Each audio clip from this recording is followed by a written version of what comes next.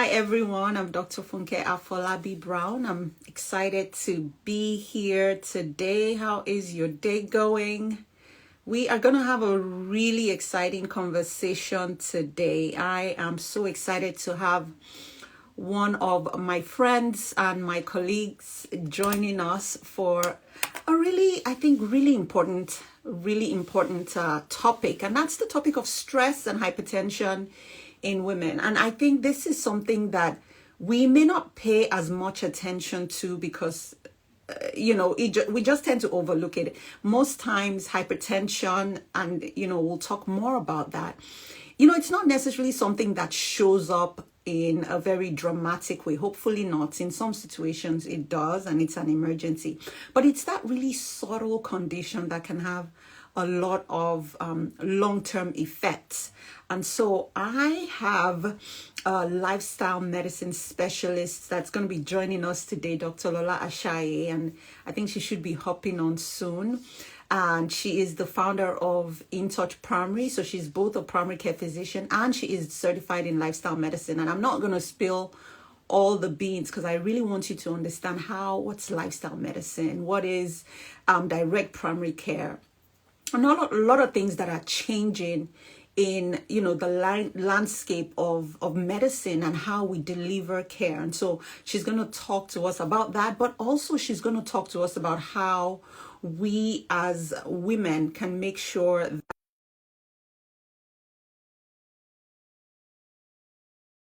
paying attention to those things that could be so subtle but can definitely have a long-term effect in our health. And so, hey, Hi. hi, Dr. Shai. So good to have you. I was just, giving our listeners a little bit of a sneak peek of what we're going to be talking about. And I'm just really excited to have you here.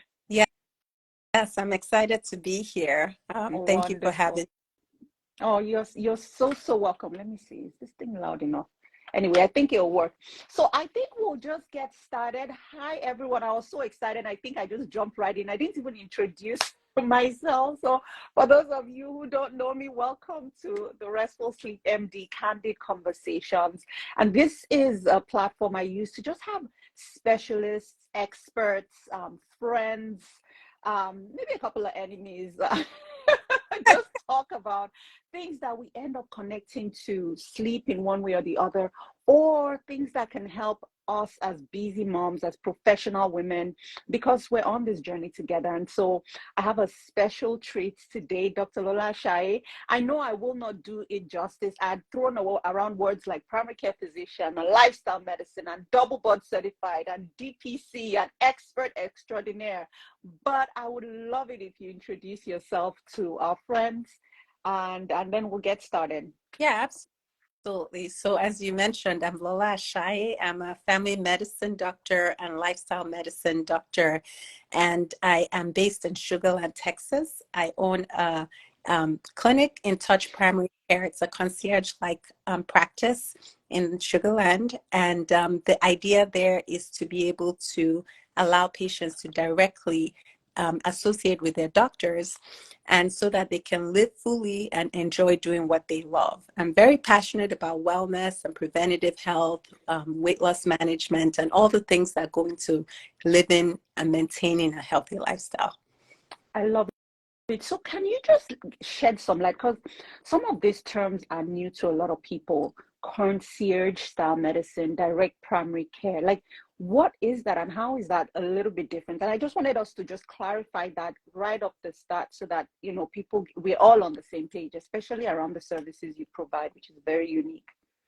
Yeah, absolutely. So, today it's really a lot of people complain when they go to their doctor that everything is so rushed, right? They don't have a chance to ask questions that they need to ask. And so what we do in direct primary care is we allow, the model is membership based so that people have access to their doctor whenever they need it. So that takes away that rushed feeling that a lot of people have Mm. when they have to see their doctor. So that's the first thing. And then concierge like means that they can actually reach you when they need you. So, when they call or text or email, they reach their doctor directly, which really helps put people at ease and helps them get questions answered faster and also gets them better faster. And then with lifestyle medicine is where we much more focus on lifestyle behaviors as a way of preventing and treating health conditions. And that way we can reduce dependence on medication. So that's really, a huge advantage for a lot of patients when their doctor is trained in lifestyle medicine, because it does help them, which a lot of patients desire, to reduce their dependence on medication. So it ties really well with the direct care model, because we have time to go over those foundational lifestyle behaviors, and also ties really well with just medicine in general, because people are really seeking more natural ways of taking care of their health. Yeah, and I think I love this combination, right? You have, and we're going to be talking about hypertension and how to, just really have a conversation around hypertension, especially with women who are essentially constantly under stress, right? And the role it plays. But I love the fact, like, for me personally, I'm not a big fan of medication, like taking medications. I prescribe, but I know what the struggle is. And so when you're talking about a condition that is maybe potentially lifelong, how can we use, behavior modifications, lifestyle techniques to decrease maybe our dependency or the dose or stuff like that? Like, I think that is just so powerful. And I love the fact that with the model you have, where all of a sudden your doctor is actually accessible. It's a thing. there's a world where you can actually reach your doctor. Like, your doctor is not just some phantom that we hear about but we never see. And that's the model you provide, and that's how you care for your patients. And I'm just so incredibly thankful for the work you do. And we'll talk also about those that in the area that would love to work with you at the end of this. And so I think this is a great segue to hypertension and women and stress. But I want to share a story, my own personal story. So, my blood pressure tends to run on the, I guess, good side, and you'll tell me if I'm wrong. It's usually around like low hundreds, like 110 over like, 60, thereabout. And then there are two times when my blood pressure goes up. It's when I'm going to see my gynecologist. And then when I'm also going to see my dentist, so you can tell who my favorite doctors are anyway, but we're not talking about that type of hypertension today. That's what we call white coat hypertension. But maybe you could just shed some light of what is that? What is hypertension? What are the definitions? And then we could start to talk about why women who are busy and caring for everybody else really should be paying attention, because they may potentially be putting themselves at risk if they're constantly under stress. Yeah. And so high blood pressure is simply when the pressure in the vessels are too high. And so it increases the risk of heart disease, because now the heart is pumping against a high pressure system, which makes the heart work harder than it should. And also, if the blood vessels are smaller than they should be because of the fact that they're constricted, that also increases the risk of stroke, because blood doesn't get to where it needs to go to, or heart attack, and things like that, and kidney disease. Basically, anytime blood cannot flow to where it needs to go to, that's a problem, right? So the thing about high blood pressure that makes it a very dangerous condition is you can feel perfectly fine and have high blood pressure. And that's the scary part, because a lot of people say, oh, I only see my doctor once a year, I'm fine, or they don't even go to see their doctor at all because they feel fine. And the high blood pressure or heart disease is actually the number one killer in worldwide. So people a lot of times take it for granted that they're fine because they don't have any symptoms. So that when you walk into any doctor's office, they check your blood pressure, just because we know that many people feel fine but can have high blood pressure. So it's really, the first step is check. Make sure the blood pressure is normal. Yeah. Mm. And thanks for shedding light on that. I really want to draw attention to what you said. It doesn't necessarily show any signs. And by the time you start to see signs, it's either been long-standing or pretty severe, right? And it's just so subtle, like a silent killer. And I think that's why we need to shed light on it. So maybe this would be a good time to really ask, like, why do you feel, because I think so, but you're the expert here, that women who are constantly under high stress, right? With our modern lifestyle, we are going, we have all these goals, these dreams for us, for our kids. We're comparing ourselves, we're pursuing this, like, sometimes unrealistic expectations. And we have this as a lifestyle now. How do you feel that tends to then could potentially contribute to developing high blood pressure? Yeah. So I think definitely just modern age Mm. increases the risk of high blood pressure. A big part of it is our diet, right? And Yeah. food is meant. And that's a big part. The fact that as women, we're busy. So what we're reaching, a lot of times the women feed their families and we're reaching for the easiest, fastest, quickest thing. Unfortunately, that ends up being processed foods a lot of times. And so the fact that we're exposing our bodies to processed foods increases our risk for inflammation in the body. And a lot of processed foods also have high content of saturated fat, which also increases inflammation in our body, high content of sodium.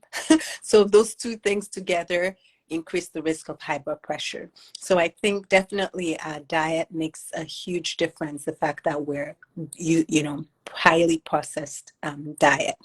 So that's the first thing. The other thing is, on top of that, we're not as physically active as we should be.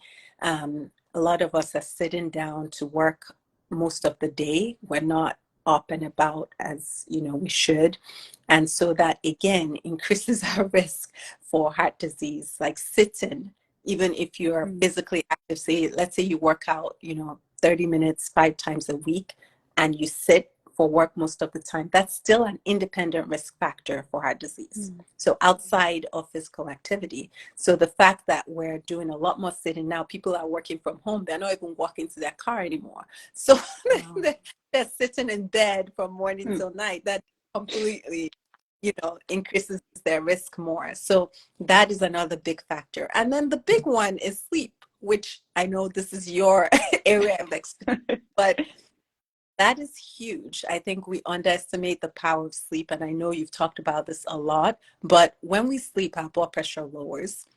When we sleep, our sympathetic tone lowers as well, which allows our vessels to relax. And when we sleep, our baroreceptor sensitivity also increases, and that makes us quickly and appropriately respond to changes in our blood pressure that typically will happen. Like if somebody slams the door, quickly, your blood pressure should go up Mm. because it's a good response to tell you to give you the energy to do the next thing. But when we sleep, when we don't sleep, all these things don't work the way they should, and that also increases our blood pressure. So our busy lifestyles basically have made with that, going for processed foods, decreased activity, not getting enough sleep, all that combined together, plus of course some people have genetic factors too that Mm. increase for high blood pressure. Thank you so much for shedding light and also for highlighting sleep. I would be a bit biased to say that's a big one. And and here are just some of the things you've said so far. So diet is a big one. So think about you as that, and I'm speaking to folks on right now, or those that are going to watch this replay. You have this extremely stressful lifestyle. You have this demanding job. You have kids that you're taking care of, and all the other demands that are placed on you, and sometimes that we place on ourselves. And so you feel that stress, right? And you're not necessarily making those rational decisions to to cook this whole plant-based meal at that moment in time. You just want to get through the day, and so you're either grabbing the leftovers from the kids, or that bag of chips because it's, or whatever it is, you're popping in the microwave real quick. And this is not in any way judging. This is just really shedding light to some of the things that are sort of our defense mechanism, but then maybe harming us rather than doing us good. So with that diet and also that stress level, living in that such a stressful condition comes higher inflammation, high cortisol, your stress hormones are elevated, right? And then you combine that with insufficient sleep, which also then raises your stress level. So it's a vicious cycle. When you're stressed, you may not be sleeping well. When you're not sleeping well, then your stress level goes up and blood pressure is also affected. And then you also talked about physical activity. And I think that's one that is really something that we have to draw attention to. I love the fact that I get to work from home on some days.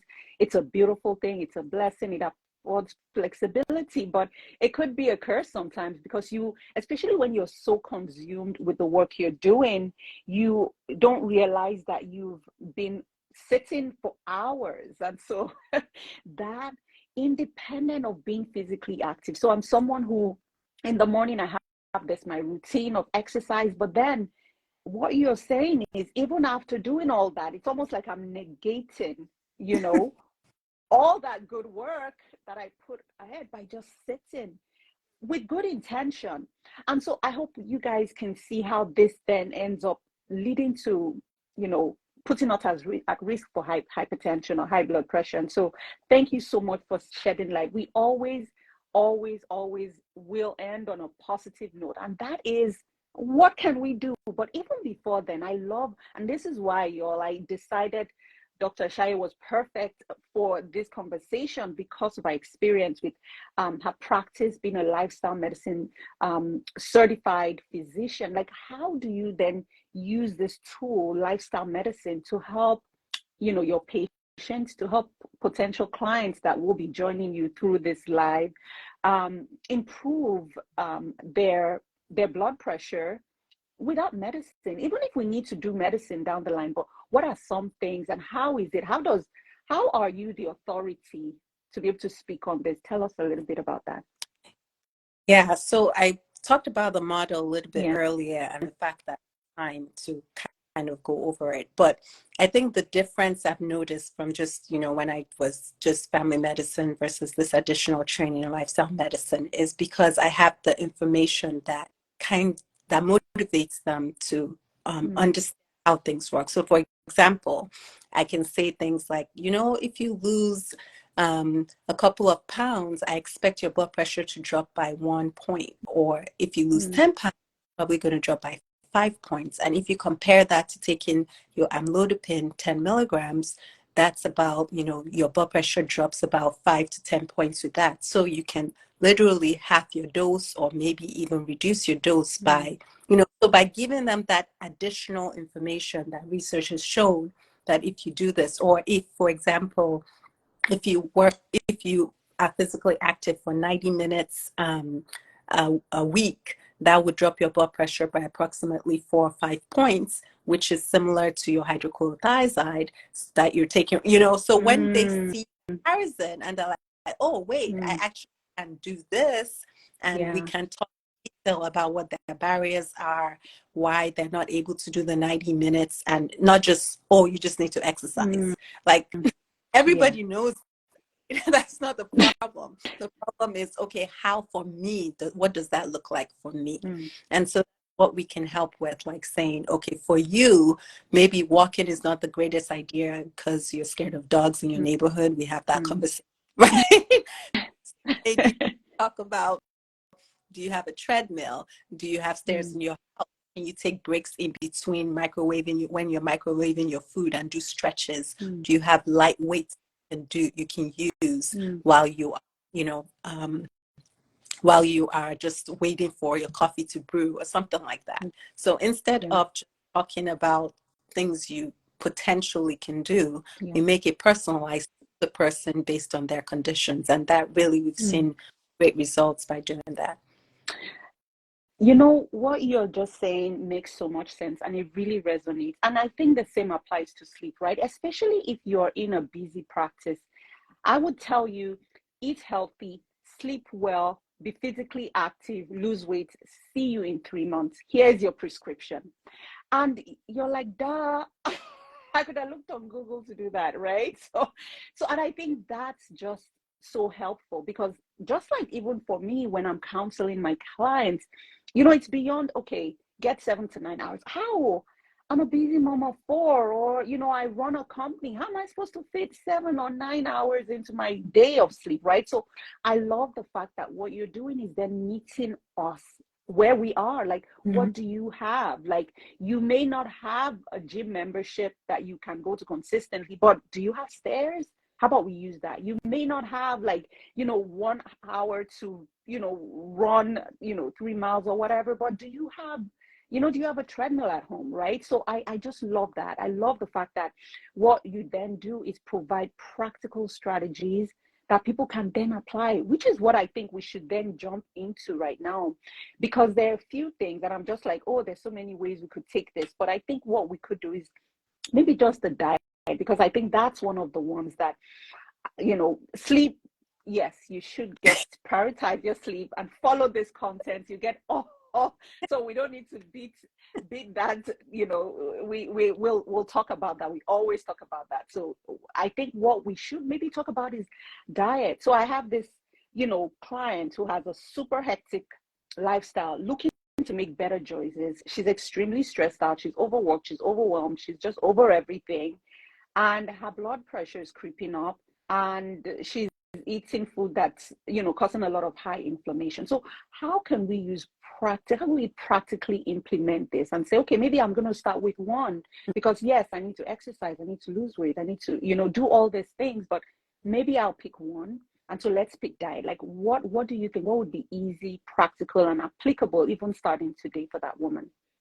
Yeah, so I think first of all, having things that you can quickly access available. So when we think about, a lot of times we go for the processed stuff, but instead of going for the processed stuff, going for the raw stuff, like fruits and vegetables, especially fruits, are very, very easy to just grab an apple, grab some carrots, grab some, you know, orange real quick. And if you have that on a schedule, so that's what I do. Basically, every week I kind of know, you know, my cart is already, I can pre-fill my cart, I pick it up, or I can get it delivered. But I know, like, I'm going to have fruits and vegetables in my cart and it's going to get delivered. So it's not too complicated, right? So that if I'm hungry, you know, if there are no processed foods, you can't eat it. You're not going to necessarily go out of your way to go and get it, you know, except you did sleep well, and that's a different story. Yes. But if you know, most of the time it's whatever is there that you're going to grab, right? So if you have things you can quickly grab and eat, apples, oranges, carrots, cucumbers, things that you can just get, you know, take and quickly eat, that's one good one.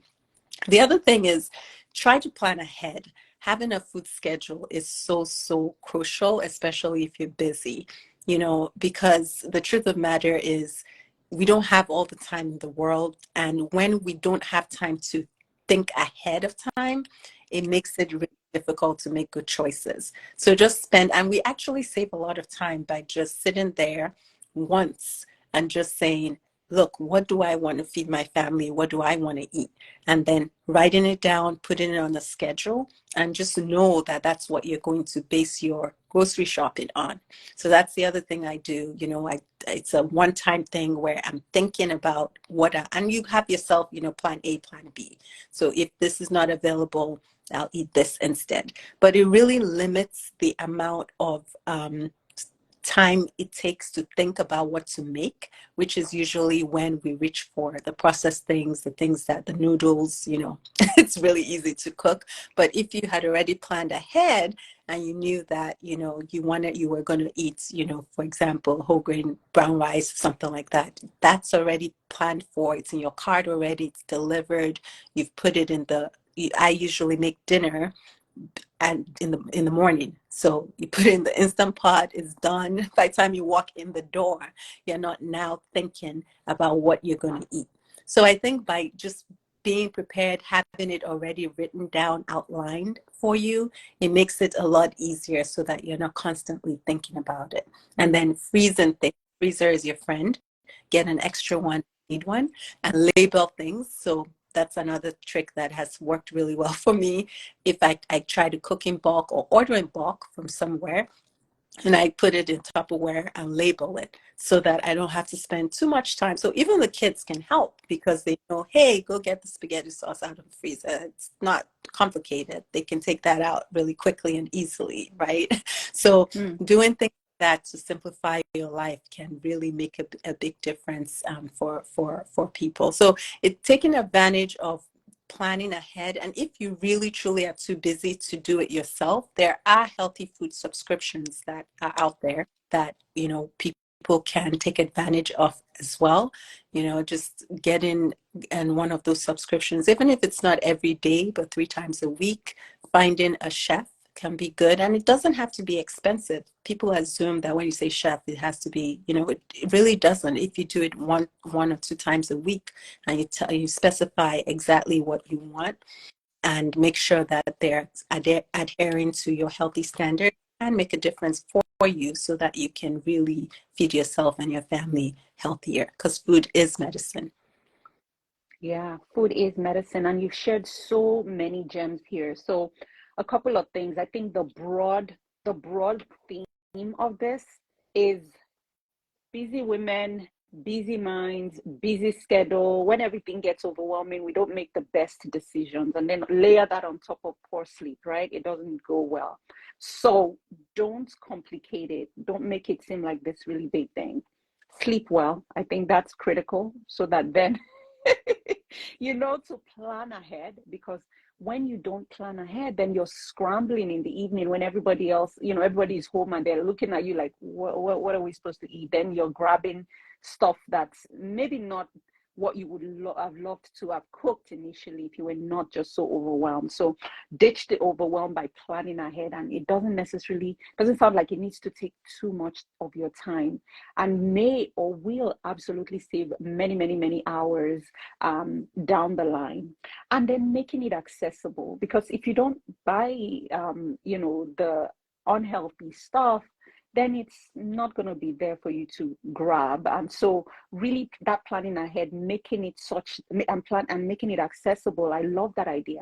And also I love the idea of, in terms of that accessibility, delivery options. So because the thought of going to a grocery store sometimes is just like, no, no, no, no, no, I do not have the bandwidth.